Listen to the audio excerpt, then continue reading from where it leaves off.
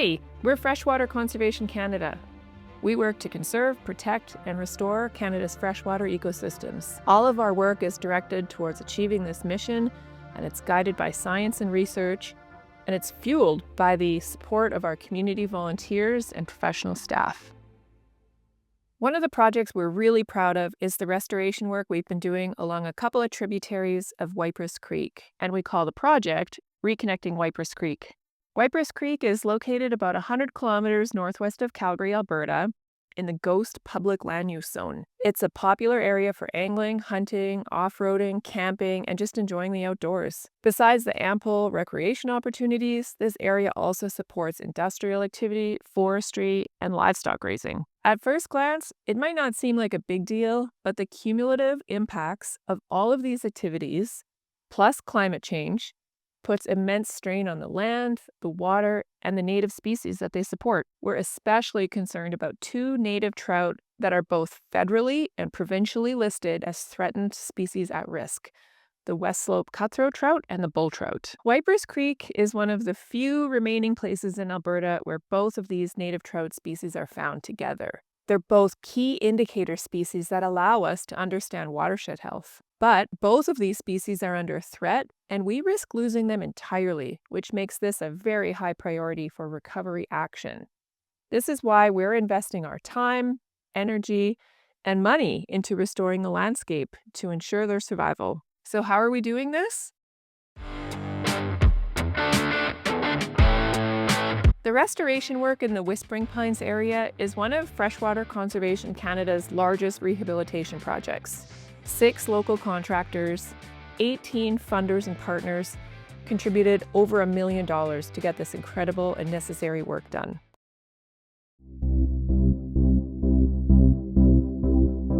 Industrial activity and roads in the Waiparous area have led to barriers that inhibit fish and wildlife movement.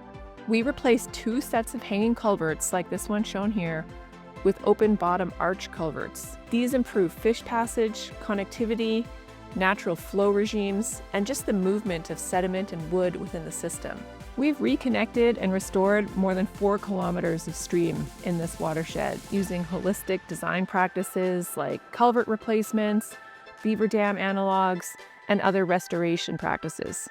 Besides the culverts, another problem facing these streams was that the upper reaches would dry up by late summer because beavers have been long gone. Beavers are nature's watershed engineers, with their dams creating wetlands that store water and create diverse habitat for fish and other animals.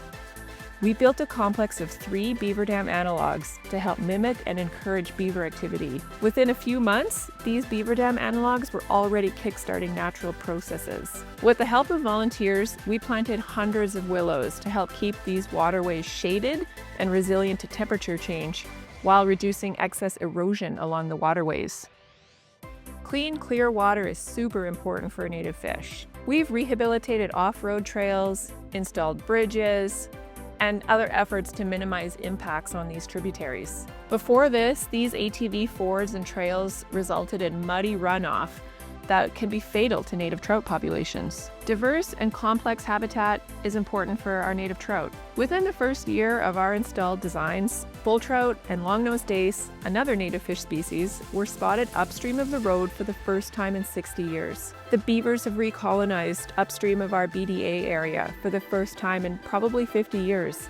This has created pools and more complex riparian habitats for fish to thrive. This Whispering Pines project is serving as a really great demonstration site for innovative and best practice stream crossing design, and it's even been featured in a new watercourse crossing guidebook. While the core restoration work in the Whispering Pines tributaries is complete, ongoing monitoring and maintenance of our sites will continue for years to come.